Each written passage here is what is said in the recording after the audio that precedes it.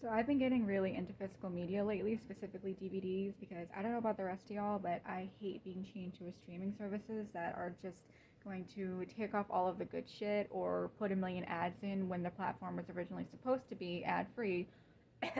Hulu. So here are all the Jewish DVDs that I got from my public library. So this first one that I found is called Little Bird. It's a PBS documentary about an Ojibwe Anishinaabe woman named Bejig Little Bird who is taken from her family at age 5 in what's known as the 60s scoop and adopted out by a Jewish family and renamed to Esther Rosenblum.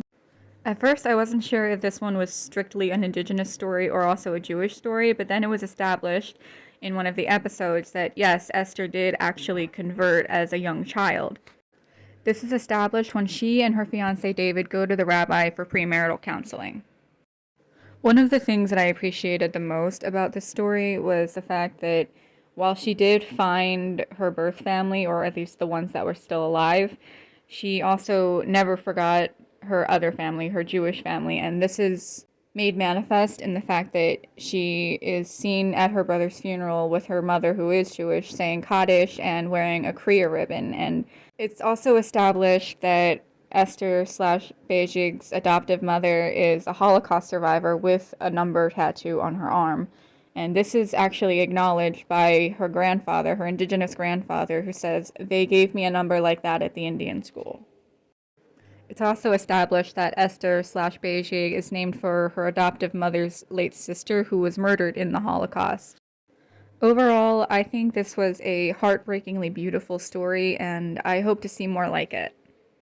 The next one I found is called Golda. It's a biographic film starring Dame Helen Mirren, and I don't really like this one, and this is not out of disrespect for Helen Mirren herself. She's an amazing actress, and she is the classiest bitch of all the classy bitches, in my opinion.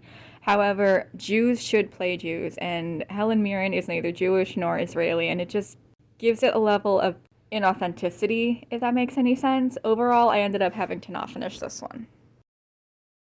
This last one is Shalom Sesame Episode 1, Welcome to Israel, and I overall loved this one the most out of all three just because there were so many funny and relatable moments, and in that short 20 to 30 minute or however long episode it was, I could feel a piece of my inner Jewish child healing.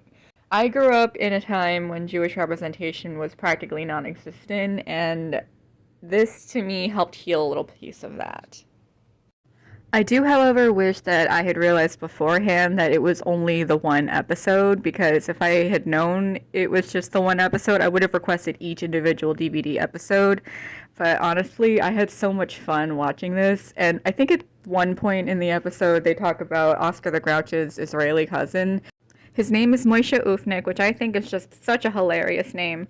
And the other people on Israeli Sesame Street called Rehov Sumsum are always talking about how even Oscar the Grouch thinks that Moshe Ufnik is a grouch, which them's fighting words.